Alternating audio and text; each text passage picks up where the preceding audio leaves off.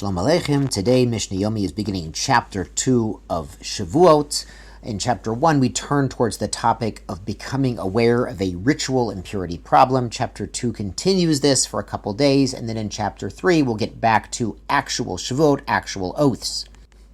But this is a nice preview for when we get to Seder Taharot, and we have a lot more in-depth about Tuma and Tahara, about ritual purity and impurity. So Mishnah Aleph, chapter 2, Yediot Tuma Shtaim Shem Arba. There are two kinds of becoming aware of a Tuma issue, an impurity issue, that are really four. The Mishnah first brings cases where somebody ate something that was kodshim. Nitma v'yada. He became tameh and he knew about it. For example, he touched a sheretz, a lizard or a toad or something. It makes him impure.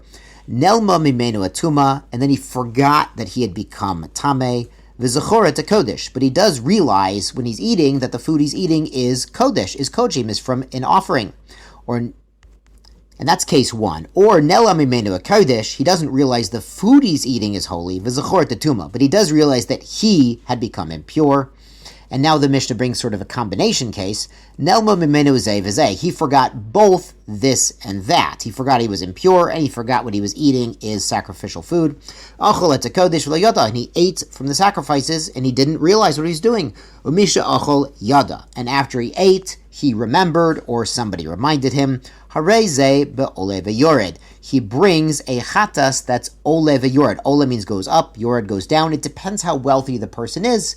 And depending on their tax bracket, they might bring an animal or birds or a mincha, a flour meal offering. And now the Mishnah turns to cases where somebody was tameh and entered temple grounds. Nitma v'yada. He became impure and he knew about that. V'nelma mimenu tuma. Then he forgot about the impurity. V'zachor the mikdash. But he realized he was entering temple property. Or, that's case one, or nelam mimenu mikdash. He didn't realize where he was walking was part of the temple grounds, v'zachor tuma, but he realized he had become impure. Or the third case, the combination case, nelam mimenu zeh v'zeh. He didn't realize both that this was the temple and that he was impure. And nichnas the mikdash v'lo yada, he entered the temple without knowing. Misha yotza yada, and after he left, he became aware of the tuma issue. Harei zeh ve'ole yored. Here too, he brings the variable carbon, depending on his wealth. Now, Mishnah Beit explains how is this person supposed to know that where he's walking is actually sanctified as part of the temple. So Mishnah Beit Echad nichnas le'azara, whether he's going into the temple courtyard itself, which should be obvious, it's part of the sanctified area. It's got that big, gigantic altar in the middle, and there's a lot of kohanim doing a lot of avoda in there. Echad nichnas le'tosefet azara, or he's entering a space that was added on to the sanctified courtyard. I think King Yehoshaphat added on, maybe others did as well. So the Tosefet also counts, and the Mishnah explains why. She'ein mosifin al ha'ir v'al. We don't add on to the city, meaning Yerushalayim. We don't expand the sanctified area of Yerushalayim. Recall Meiser Sheni, that Meiser Sheni is only eaten inside Yerushalayim itself. So what, and also Kodshim Kolim, like the Korban Pesach, only inside Yerushalayim. So what's Yerushalayim? Or on the Azarot, the courtyards of the temple. We don't add on to them Ela B'melech, unless the king is present. V'navi, and there's a prophet has approved. V'orim v'tumim. The Orim v'tumim is like the thing inside the breastplate of the Kohen Gadol that could answer questions posed prophetically. Uva Sanhedrin shel shivim ve'echad, and also the entire high court, the entire Sanhedrin Gadol would come out for the occasion of adding on to the Kedusha area. Ubishtei todot v'shir. They also brought 2 carbon toda. These are loaves of bread that are like a big mincha offering, and also they were singing. The Leviim were singing certain Tehillim. And the Mishnah describes the procession. They would sort of make a parade around the newly sanctified area, or the addition onto Yerushalayim. Beit din mehalchin, the entire court is parading.